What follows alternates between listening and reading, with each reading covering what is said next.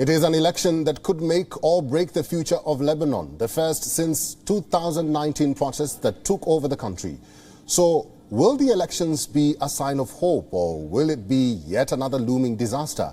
Our next report from Beirut has more.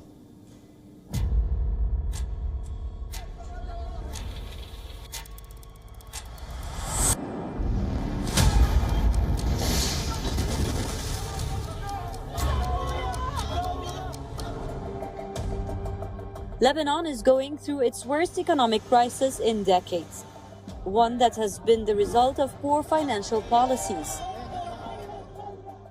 The dollar has plunged, fuel and medicines are running out, and prices of basic necessities are soaring to a record high. So will the elections become a sign of hope, or will they be yet another failure in the crisis-hit nation? The elections are unlikely to yield a seismic shift. Despite a widespread discontent about the political class, Lebanon's political makeup has plagued the country since the civil war. The president should be a Maronite, the prime minister is a Sunni, and the speaker of the parliament must be a Shia. It was meant to transition the country into a post-war situation. But what it did was allow the conflict to persist in Lebanon. The politicians separated their portions of the government, using the money to enrich themselves and their political class. Lebanon's political regime is hundreds of years old. It did not just start recently when Greater Lebanon was created. It is deeply entrenched in society, in the land, in the logic of the people. The system has held back the emergence of non-sectarian political parties. The elections will be the first since the protests that broke out in October 2019. The anger exploded into months of street rallies, but soon lost momentum as the COVID-19 pandemic hit. Popular fury flared again after the Beirut port blast. A huge stockpile of ammonium nitrate exploded in August 2020, killing more than 200 people and devastating entire neighborhoods. The violence on October 14, 2021 further escalated the situation. Governments have since failed to chart a path out of this crisis.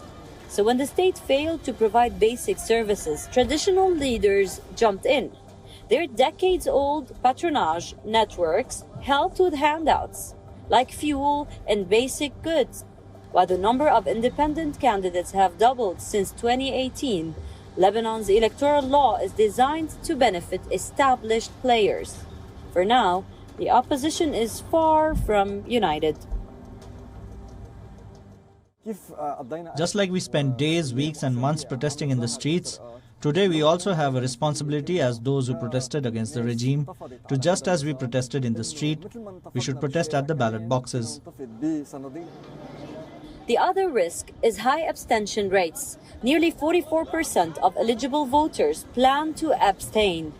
Currently, nearly 60% of the Lebanese diaspora has already voted for the polls. The overseas ballots will now be sent to the capital Beirut for counting. Only when polls close after nationwide voting on May 15. We're here to change things. I didn't leave my job, carry my one-year-old son and come here in 40-degree weather for nothing. Sure, I want to change. They have ruled us for a long time, and look where we are now. We are no longer able to go back to our country to visit our family.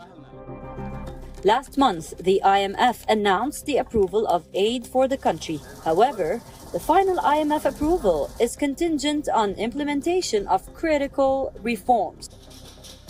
Lebanon's international donors have long demanded for these reforms. And to implement these, Lebanon needs a strong government. This makes these elections particularly crucial. Lebanon needs it for aid. And to show the world there is a way forward for Lebanon. For many, it is a sign of hope. Others, it is a sign of looming disaster. West Asia Bureau, WION World is One. WION is now available in your country. Download the app now and get all the news on the move.